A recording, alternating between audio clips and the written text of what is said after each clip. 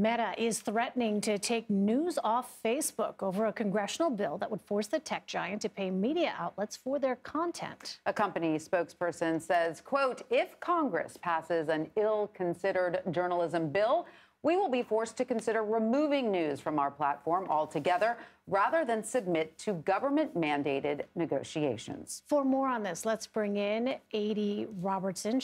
She's a senior reporter at The Verge. So what exactly would this proposed bill do? So the JCPA does a few things. The main goal is that it creates an exemption in antitrust law that lets news organizations, broadcasters, newspapers band together and negotiate collectively with large social networks like Facebook, Meta, its parent company, for getting paid for those companies accessing their news content. So, Addie, why is Meta so opposed to the bill, other than the fact that it is going to have to shell out some cash, right? What's the real nut of the opposition? The opposition, it's really not just Meta. The bill has split politics along a lot of sort of unusual lines. The big criticisms of it are that really the internet fundamentally works on being able to link things.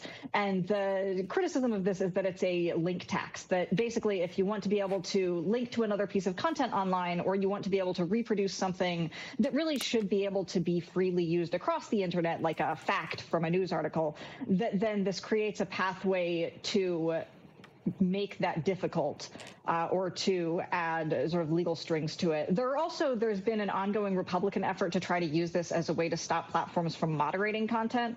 So it creates a pathway for, say, if you're a right-leaning news outlet and you think that Facebook is labeling your articles wrong or they're taking down articles, that you can sue them. So if Meta takes news off Facebook, is that a bigger loss for the news organizations or for Facebook? It's complicated and it would be a loss for both, but the big comparison point we have here is that Australia passed a fairly similar law a while back, and Meta did respond by taking news off its platform in an extremely maximalist way that didn't just hit traditional news outlets, it also took down some government pages. And while that did, it seems, hurt Facebook, it did win an exemption that ended up placating it enough that it brought that content back. So it seems like it's a fair amount of leverage. So it sounds like Meta is willing to play hardball here. Yeah, it certainly sounds that way. All right, well, Adi Robertson, thanks so much for sharing your insights with us. We appreciate it. Thank you.